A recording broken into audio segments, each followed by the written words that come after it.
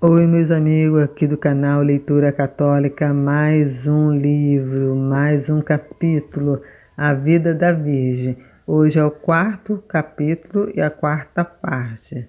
Vamos lá? Em nome do Pai, do Filho e do Espírito Santo. Amém. Porém, a mãe do Senhor, a fonte da vida, via entre seus companheiros da Judéia inimigos e perseguidores. Já entre os egípcios, inimigos estrangeiros, ela encontrou amigos.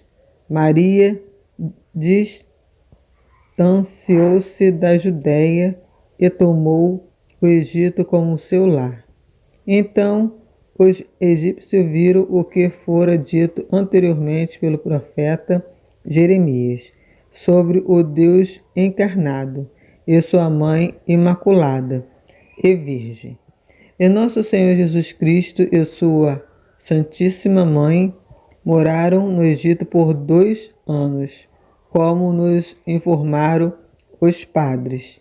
Depois disso, o maligno Herodes morreu de uma doença terrível.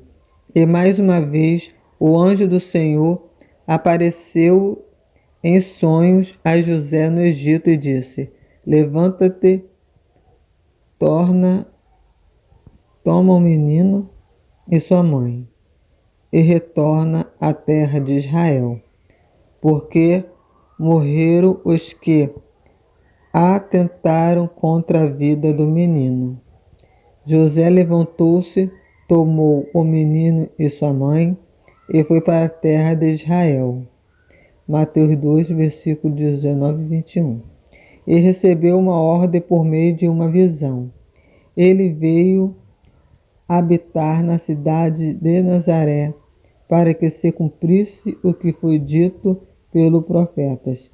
Primeiramente, que ele será chamado Nazareno. Mateus 2, versículo 23. E segundamente, que chamei do Egito meu filho.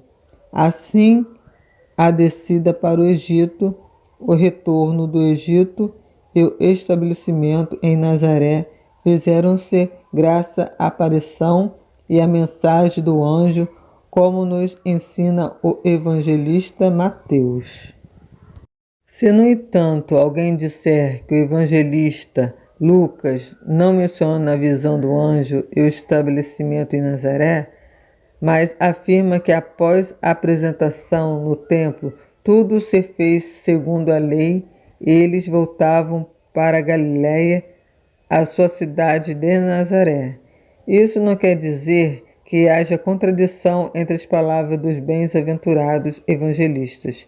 Lucas descreve os fatos antes da descida para o Egito, pois, conforme sua descrição, houve sobretudo a subida para Belém da Judéia. Depois que isso se cumpriu, houve o nascimento sobrenatural do Senhor e eles permaneceram em Belém, até que se discorressem 40 dias. Em seguida, levaram o menino Jesus a Jerusalém para a purificação do Senhor, quando o rito da lei e o velho Simeão o recebeu em seus braços. Quando tudo aconteceu conforme a providência e a ordem do Senhor, que nasceu pela Virgem por misericórdia dos homens, eles voltaram para sua morada na cidade de Nazaré, onde estiveram no princípio, e lá passaram 2 anos, como nos disseram os padres. Em seguida, o anjo do Senhor apareceu a José e ordenou a fuga para o Egito, pois Herodes, após sufocar os levantes que se fizeram contra ele, quis procurar e matar o menino rei. Após um período de 2 anos no Egito, e após a morte do impuro Herodes, o anjo do Senhor apareceu para José e ordenou que voltasse à terra de Israel. José levantou-se, tomou o menino e sua mãe e foi para a terra de Israel. Ele ouviu, porém, que Arquelau reinava na Judéia, em lugar de seu pai Herodes. Ele temeu ir para lá e recebeu a ordem por uma visão. Retirou-se e veio habitar na cidade de Nazaré. Ah, que grandioso milagre da Mãe Imaculada e Bem-aventurada! Quantos labores e trabalhos ela encontrou do princípio ao fim! Mesmo se as consolações do Senhor estivessem unidas a todas essas tribulações, pois, após a anunciação de Gabriel e a inexprimível concepção, houve as dúvidas de José, como diz o evangelista. Ele resolveu rejeitá-la secretamente. Mateus 1, versículo 19. Quão intensa e angustiante foi a dúvida que entristeceu sua santa alma, e as dúvidas foram dissolvidas pela aparição do anjo que o fez compreender que a concepção vinha do Espírito Santo e que aquele nascimento seria a salvação do mundo inteiro. Chegou o momento da abençoada natividade e logo a ordem do imperador os obrigou a subir até Belém da Judéia. Eles partiram de Nazaré, na Galiléia, e subiram até a Judéia com dificuldade e enfrentando adversidade. Ao chegarem a Belém, completaram-se os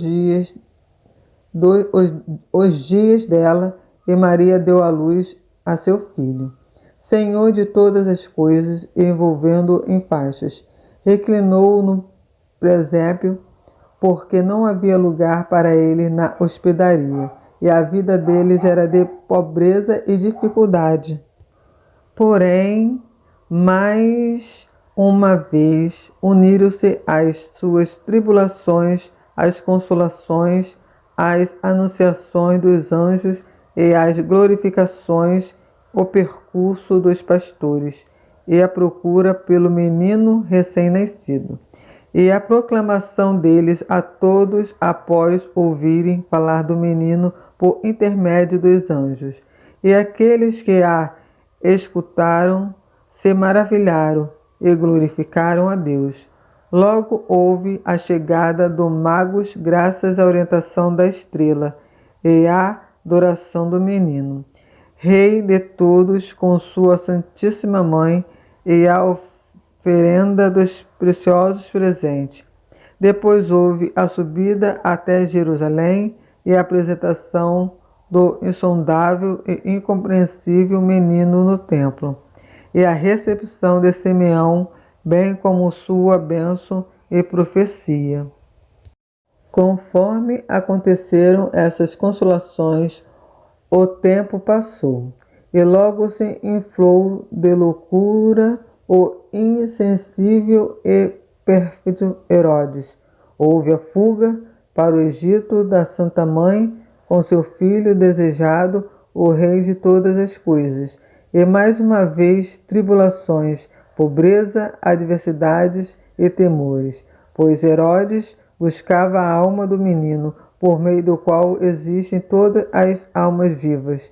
Este inigualável pastor que viera buscar a ovelha perdida, e dracma, que era a imagem do rei. Então fugiu para o Egito, aquele que outrora havia livrado o povo de Israel em fuga do Egito, conduzindo-o pelo mar como se estivesse em terra firme. Eles que salvou essas nações de Israel de muitos males, agora era procurado pelo seu próprio povo, que lhe queria tirar a vida. O Senhor e Rei de todas as coisas visíveis e invisíveis, partiu e se exilou em terra estrangeira, e mudava-se de um lugar para o outro com sua bem-aventurada mãe. Todos os labores e tribulações eram de natureza materna, daquela que segurava em seus braços seu recém-nascido, Deus desde antes dos séculos, e tudo aquilo indicava a coragem e a paciência da Santa Virgem, assim como sua vida inicial anunciara a sabedoria e a pureza de sua imaculada virgindade. Entretanto, quando a Mãe de Deus voltou do Egito com José e seu filho bem-amado, eles retornaram com dificuldade à terra prometida. A Santíssima Mãe descobriu que o tirano que desejava eliminar seu santo filho havia sido justa e convenientemente destruído pelos piores males. De início, matara espontaneamente sua esposa, seus filhos e toda a sua família. Em seguida, ele próprio teve uma morte terrível, e dele partiu sua alma maligna, e seu reino foi dividido juridicamente em quatro. Mas como Arquelau, um de seus filhos remanescente, ocupava-lhe o lugar, já que Herodes não conseguira chacinar toda a prole. José recebeu a ordem do anjo. Então o justo José partiu e se estabeleceu na cidade de Nazaré, e não foi para a Judéia, porque o anjo lhe informara. Por isso dirigiram-se ao Egito. O anjo não disse para José subir até a Judéia, mas disse: levanta-te, toma o menino e sua mãe e retorna à terra de Israel, porque morreram os que tentavam contra a vida do menino. No entanto, os estudiosos têm investigado a seguinte questão: como Arquelau reinava e Pilatos presidia a Judéia. Mas é necessário observar que a época da encarnação do Cristo é um pouco antes o reino dos judeus e o sacerdócio supremo foram dissolvidos pelos romanos, segundo a palavra do profeta que diz: no declínio dos governantes de Judá, a esperança chegará a todos os pagãos. Por isso, Aristóbulo era o grande sacerdote e rei e tinha um irmão mais jovem chamado Hircano, que foi inimigo e oponente de seu irmão Aristóbulo e causou diversos tumultos. Ele foi enviado a Roma como prisioneiro por Pompeu, e renomado general romano, o qual ordenou que os grandes sacerdotes de Jerusalém pagassem imposto a Roma. Após pouco tempo, Herodes, servindo imensamente o imperador com sua colaboração militar e com muitos presentes, foi nomeado rei da Judéia pelo imperador Augusto. Ele detinha o título de rei, mas na realidade não passava de um escravo, pois sem uma ordem do imperador não podia impor sua vontade nem sequer a seus próprios filhos, sobre os quais não tinha autoridade.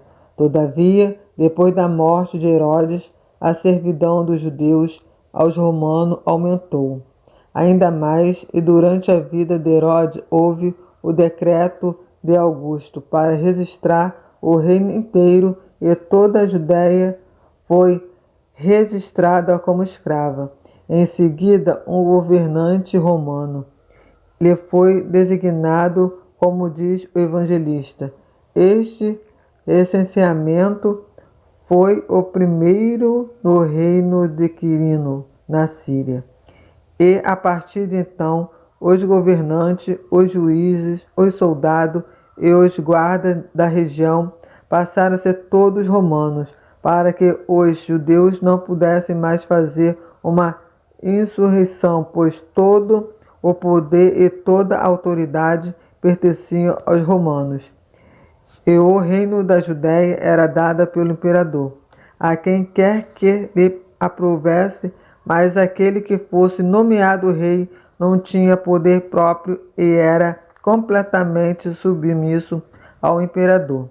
Descarte é patente que o governante era Pilatos, durante o reinado de Arquelau, E também quando o filho do outro, Herodes, entregou nosso Senhor Jesus Cristo aos judeus para ser crucificado. Pilatos era o governante. Herodes, o tetrarca, encontrava-se em Jerusalém de passagem como convidado. E todos sabiam que o poder e autoridade do imperador pertencia ao governante romano. Mas voltemos ao rumo original da nossa discussão. Então, disse o Santo Evangelho, mas a criança crescia e se fortalecia pelo Espírito. Estava cheio de sabedoria e a graça de Deus estava nele. Estas palavras não se referem à divindade, pois o que poderia haver de incompleto e fraco naquele que é perfeito, e mais perfeito do que a perfeição, mais forte do que a força e cheio de todas coisas boas. O evangelista refere-se à magnitude de sua humanidade, do seu crescimento e da sua força. Precisamos então refletir sobre as palavras seguintes, que dizem: ele crescia em estatura e graça, pois o crescimento em sabedoria e a graça não se atribui à divindade, já que desde o princípio ele era completo e pleno. E não se deve entender que ele se tornou mais forte e pleno em relação à sua humanidade pela habitação do Espírito Santo nele, pois desde o início já se encontrava no nível supremo de habitação da graça, pois como unificação de ambas as naturezas, logo habitou nele corporalmente toda a plenitude da divindade. Como disse o santo apóstolo Paulo, mas estas mesmas palavras ele estava pleno e crescia em sabedoria e graça. Ensinam que a morada nele que, desde o princípio, unia divindade e humanidade, cheia de graça e sabedoria, aparecia e brilhava cada vez mais à medida que seu corpo e sua estatura cresciam. Ele não estava recebendo graça e sabedoria novas, mas a plenitude da graça e da sabedoria aparecia por meio de suas gloriosas ações, e isto era evidente, como disse o apóstolo. Ele existe antes de todas as coisas, e todas as coisas subsistem nele, porque aprove a Deus fazer habitar nele toda a plenitude, e por seu intermédio reconciliar consigo todas as criaturas. No entanto, não parecia apropriado que sua sabedoria se manifestasse sem relação com a idade, e sim conforme a disposição de nossa natureza, atingindo a plenitude da razão aos 12 anos. Então julgou conveniente que isso se disse no 12º ano de sua idade corporal. Oi, meus amigos, gostaram? Mais uma parte do 4º capítulo, do livro da Virgem. Muito bom saber da história da Nossa Senhora, de Jesus Cristo, de São José, e isso nos faz crescer cada dia, Então, fique com Deus, com a bênção de Deus e a intercessão de Nossa Senhora.